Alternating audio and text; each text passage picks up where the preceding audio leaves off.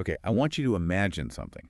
Imagine you're standing in a forest, but not just any forest. Right. I want you to picture a plantation. Yeah.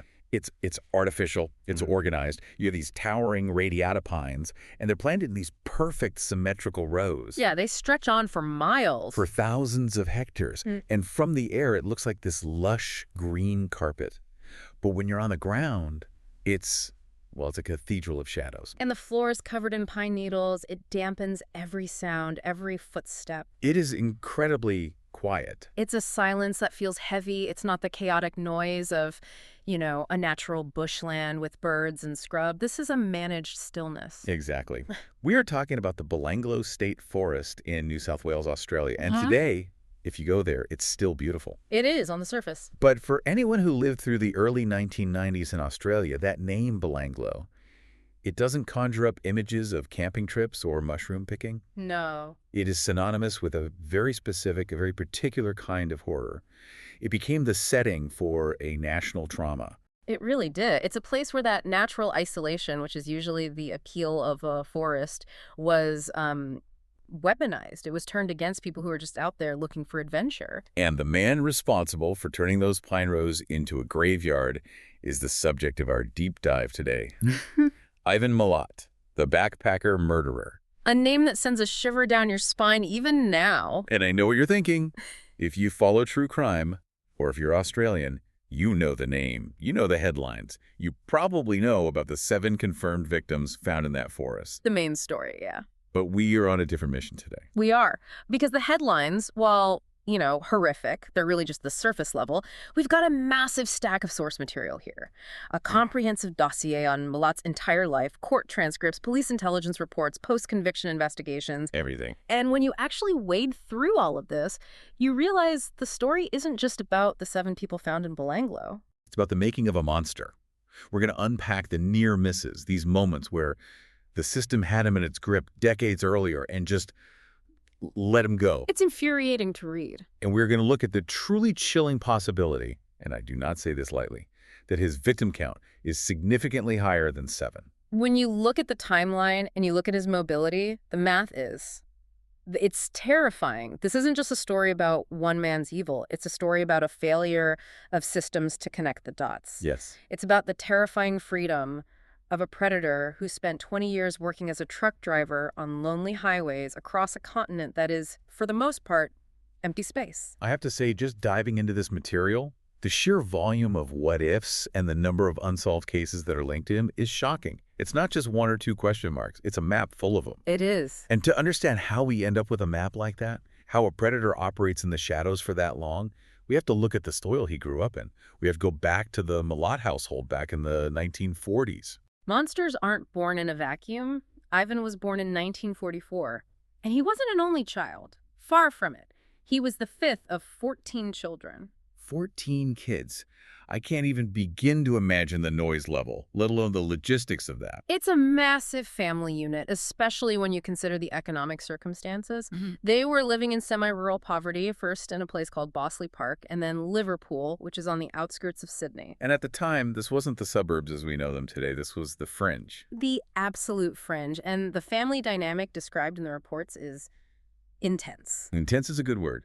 You've got the father, Stjepan Stephen Milat, who was a Croatian immigrant, a laborer, Right. and the mother, Margaret, who was Australian. From what I've read, the household was like a fortress. That's a good word for it. The sources describe a very specific vibe. The parents were, on the outside, very conscientious. They were strict. They sent the kids to Catholic schools. They were big on discipline. But inside the walls? Inside the walls, the father, Stephen, was an alcoholic with a ferocious temper, so it was an incredibly volatile environment. And in a house with 14 kids and a volatile father, you create this us against the world mentality, I imagine. You do, but there's one detail from their childhood that really stood out to me as a precursor to what was coming. It wasn't just the roughhousing, it was their relationship with weapons. This is crucial context. It is. The Milat boys, and there were 10 of them, were well known to the local police. They were the bad boys of the neighborhood. Right. But beyond just being rowdy, they grew up in a culture where handling knives and firearms was completely normalized.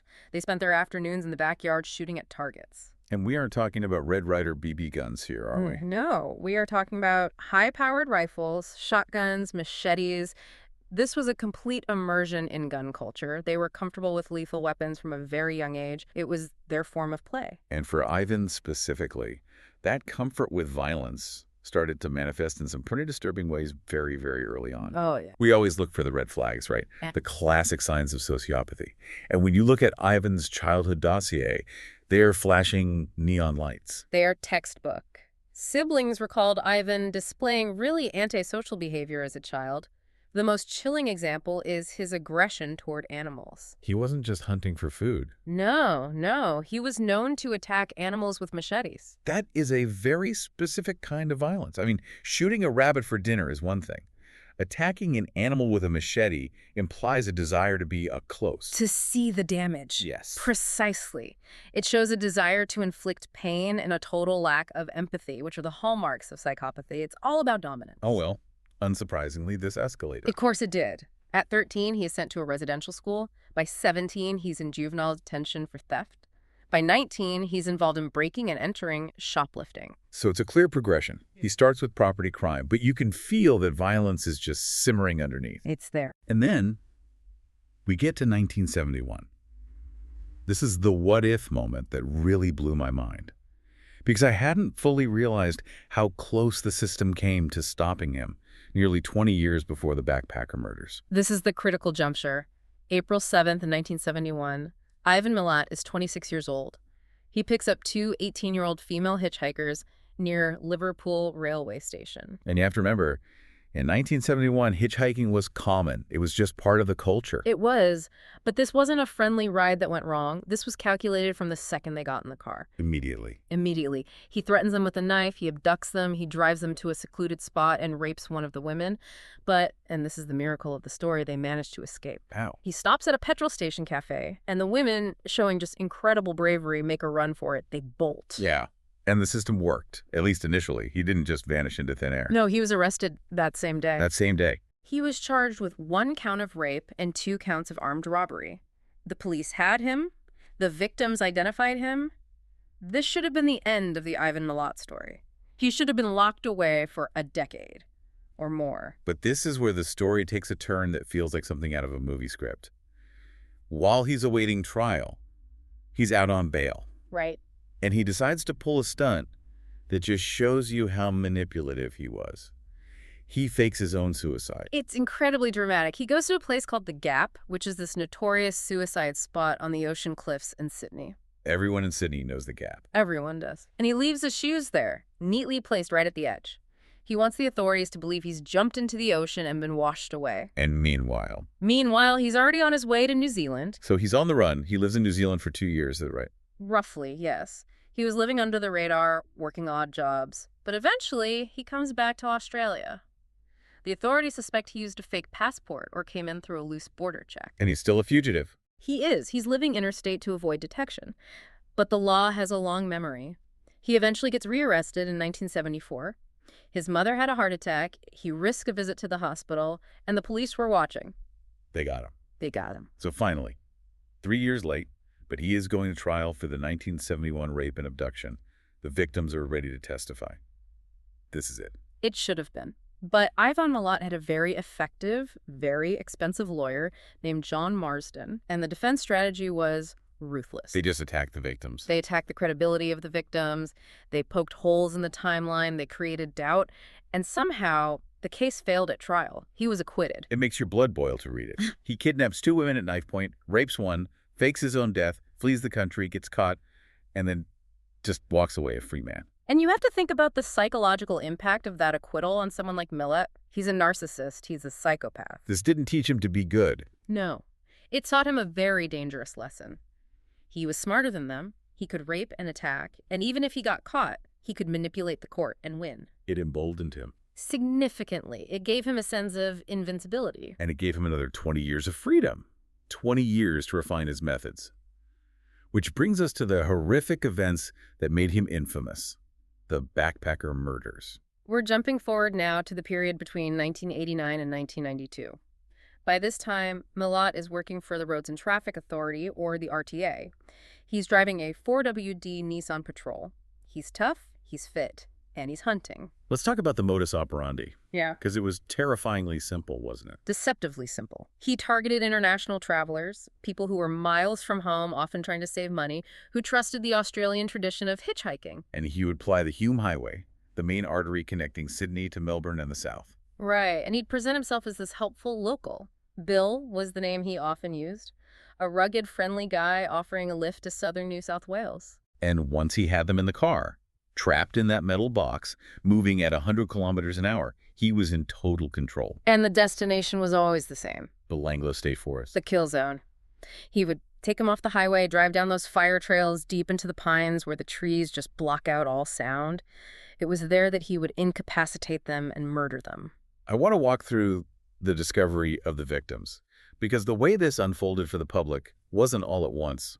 It was a slow-motion nightmare that really gripped the country. It starts in September 1992. Right. It starts with two runners. They were orienteering in the forest, navigating through the bush with a map and compass. Yeah. They stumble upon something that just looks wrong. A mound of earth, a shoe sticking out. They realize it's a concealed corpse. And the police come in. They cordon off the area, and the next morning, just 30 meters away, they find a second body. And these are the first two confirmed victims. Carolyn Clarke and Joanne Walters, Wow. British backpackers. And when the details of their deaths eventually came out, this is where we see that this wasn't just murder, it was sadism. It was horrific. Joanne Walters had been stabbed 15 times. But the forensic analysis revealed something very specific and chilling. Her spine had been severed. Just shall I pause on that for a second? Severed. Yes. The medical examiner found that the spinal cord had been cut. This causes immediate paralysis. It implies she was likely alive, conscious, but completely unable to move or fight back while the attack continued. You wanted her to watch. That's the terrifying implication. God, that is nightmarish. And Carolyn Clarke. Her death was different, but equally disturbing. She had been shot 10 times in the head. The police described it as if she had been used for target practice. So one is stabbed and paralyzed, the other is executed with a rifle. It's like he was experimenting. Or enjoying different methods. It shows he carried a kit, knives, guns, ropes. He was prepared for anything. And at the time, the police searched the forest, found nothing else, and declared it an isolated double murder. But they were wrong. Very wrong. Because a year later, October 1993, a local guy is out looking for firewood, and he finds a skull and a large bone in a remote section of the forest. And this was the discovery of Deborah Everest and James Gibson, a young couple from Victoria who had been missing since 1989. They were actually some of the earliest victims, but they were found later. Okay, now this is where a really strange puzzle piece comes in regarding James Gibson's gear. Yes, this baffled investigators.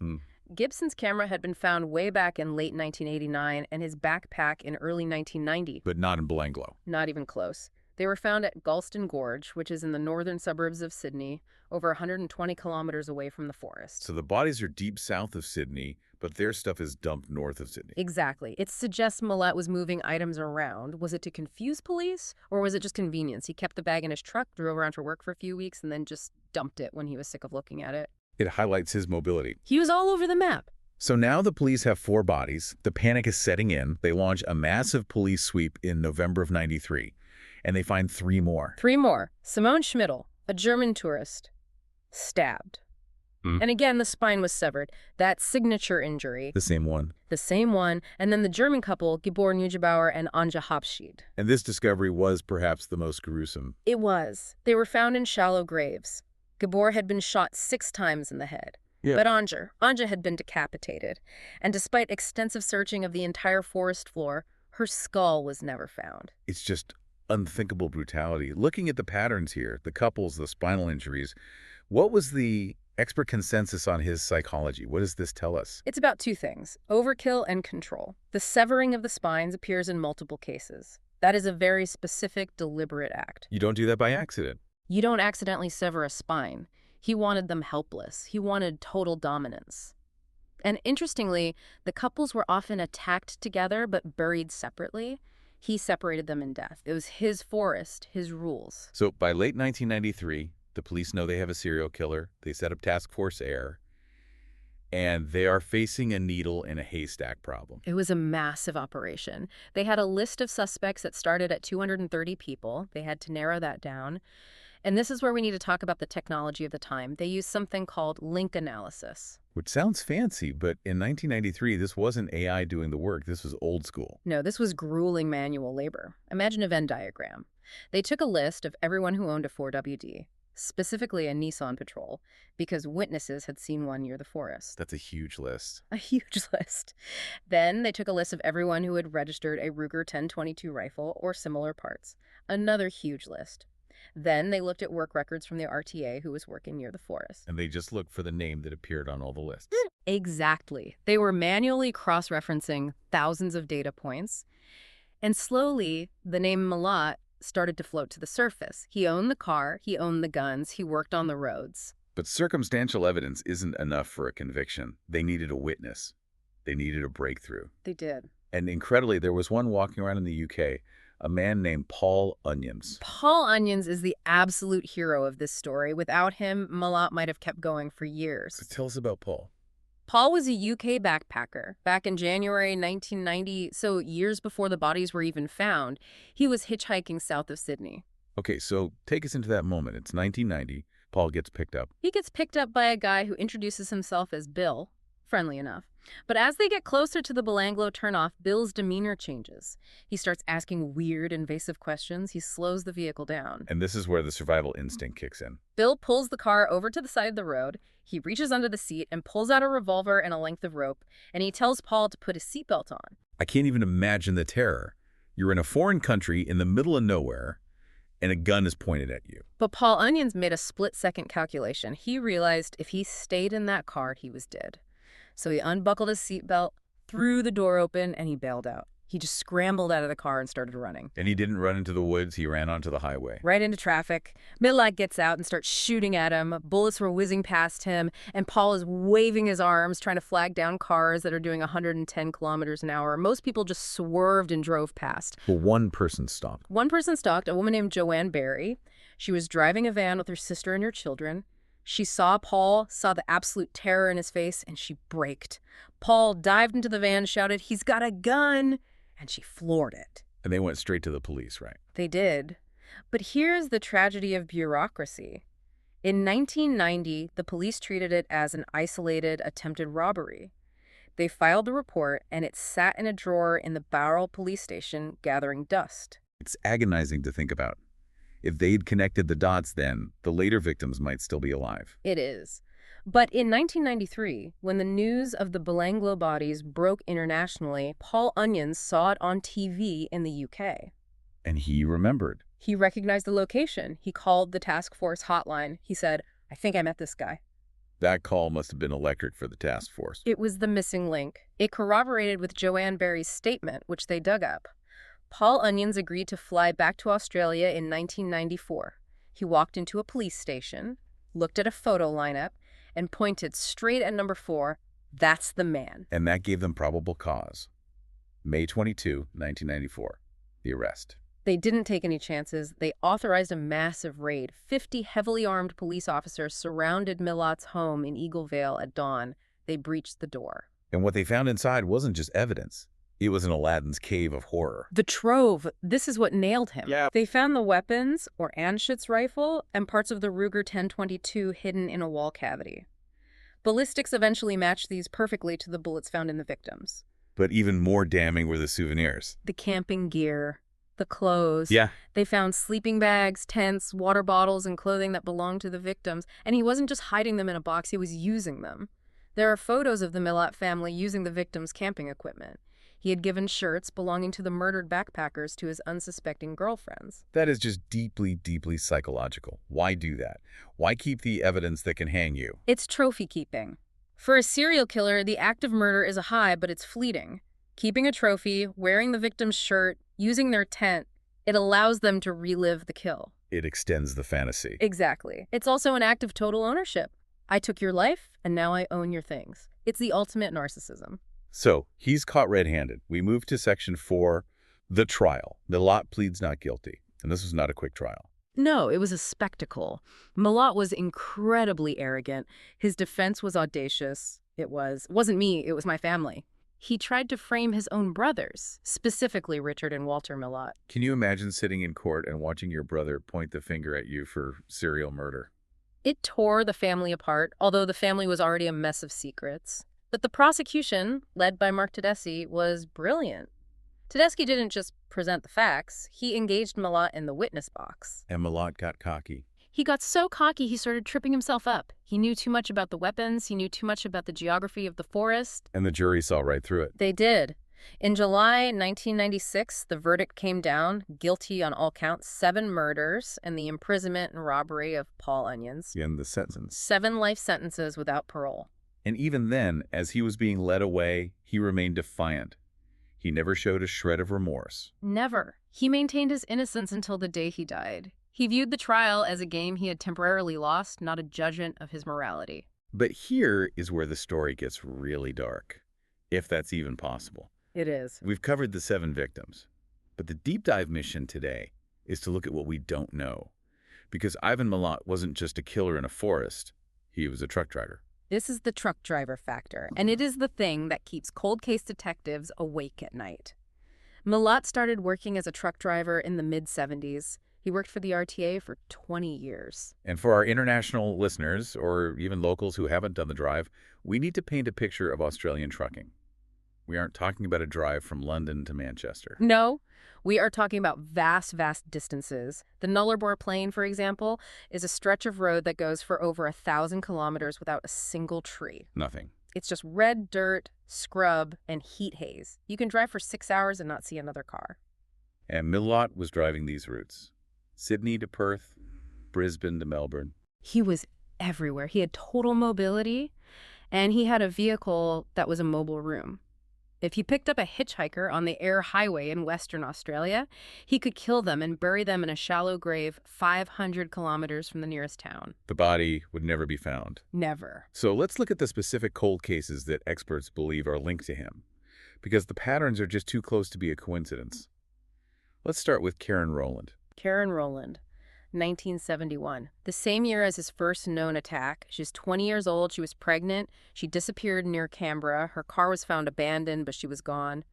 Months later, her remains were found in a pine plantation. A pine plantation, just like Belanglo. Exactly. And we know from his work records, Milat was working in that specific area at that exact time. There are even witness statements from old co-workers who claim Milat boasted about murdering someone and burying the body in the bush. And they just thought he was talking tough. At the time, yeah. Then there's Peter Letcher in 1987. This one is chilling. Peter was a hitchhiker found in the Jenolan Caves area.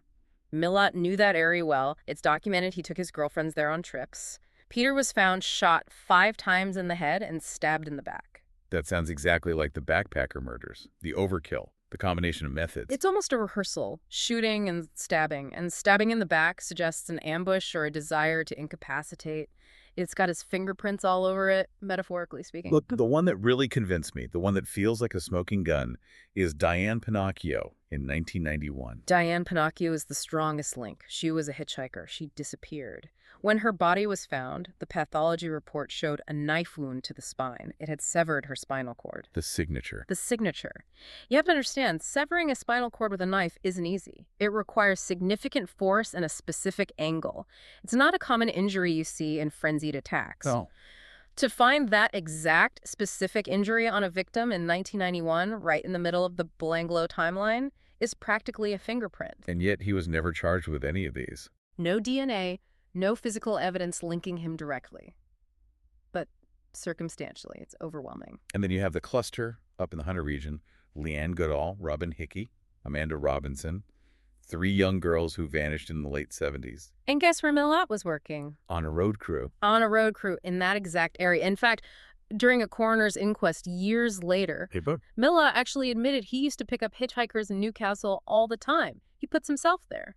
The task force eventually looked at a list of potential victims. How big was that list?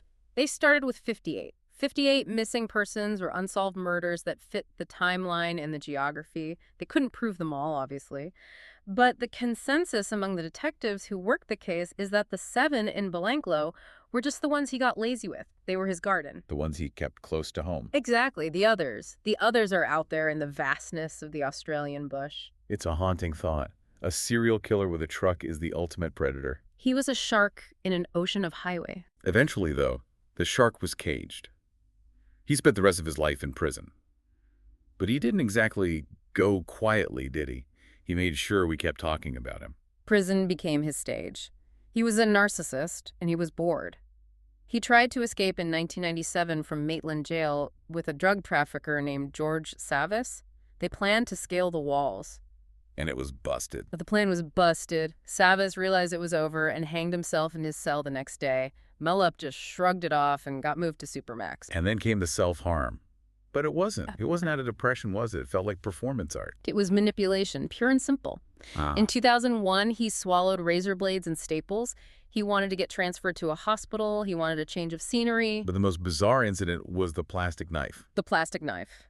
2009, he took a serrated plastic knife, the kind you get with a cafeteria meal, and he sawed off his own pinky finger. I can't even process the pain tolerance required for that. It's unbelievable. And the reason why he did it, he put the finger in an envelope and addressed it to the High Court of Australia. What for? He was trying to force an appeal. He thought, if I send them a piece of me, they have to listen. It's just madness. It's a desperation for control. He couldn't control his victims anymore, so he turned that violence onto his own body to try and control the legal system. It didn't work, of course. And then, the ultimate act of pettiness. Right. The hunger strike for the PlayStation. That sums him up perfectly. In 2011, he went on a hunger strike. He lost 25 kilograms. He was emaciated. And his demand wasn't for better rights or a review of his case. He wanted a PlayStation 3 in his cell. You're kidding. He starved himself for a game console. He was deadly serious. It just shows you the level of childish narcissism we're dealing with. It wasn't about justice. It was about, I want this toy and I will make the authorities panic until they give it to me. Unbelievable. So he spends decades rotting in Supermax. But outside, the Milat legacy continued to poison things. It did. The name Milat became a curse. And in 2010, history repeated itself in the most tragic, horrifying way. We're talking about Matthew Milat. Ivan's great-nephew. Matthew was 19. He had grown up with this dark family legend of Uncle Ivan. He took a friend, a 17-year-old named David Octolani, into Belanglo State Forest, the exact same forest. And he killed him. He killed him with an axe, and he had another friend recorded on a mobile phone. On the audio, you can hear Matthew bragging. He says, "This is what my family does." That is just... It breaks your heart. It forces you to ask that impossible question. Is it nature? Is there a murder gene? Or was it the nurture, the mythos of Ivan corrupting a young mind? Most psychologists would say it's the latter. Growing up in the shadow of that infamy, hearing the war stories, for a disturbed young man, Ivan wasn't a monster to be feared. He was an idol to be emulated. Finally, we reached the end of the man himself.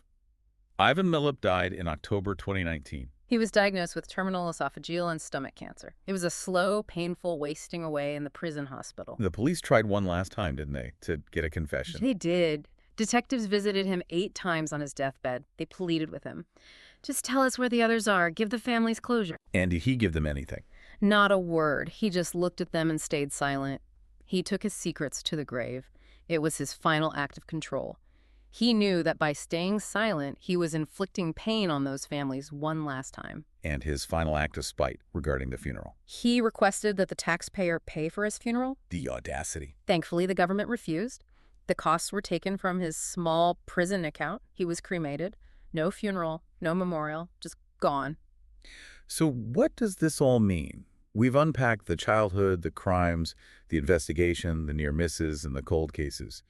When you look back at the devastation, what is the legacy? The legacy is a loss of innocence. Before Milat, hitchhiking in Australia was a rite of passage. It was how you saw the country. It was. Milat ended that. He turned the open road into a place of suspicion. He taught an entire generation that the friendly stranger might be a monster. And that's the thought I want to leave you with today. I want you to think about Ivan Milat's work history again. 20 years. Driving trucks across the entire continent. The emptiness of the outback. The long, lonely stretches of the Pacific Highway where the phone signal just drops out. The thousands of hours of opportunity. If the bodies in Belanglo were only found because he got arrogant and clustered them in his own backyard, how many lone victims are still out there? How many people accepted a ride from a friendly truckie named Bill and are still waiting to be found in the red dirt? That is the question that keeps the file open, and it's the reason why, even though he's dead, the story isn't over. Thanks for listening to this deep dive. And seriously, stay safe out there.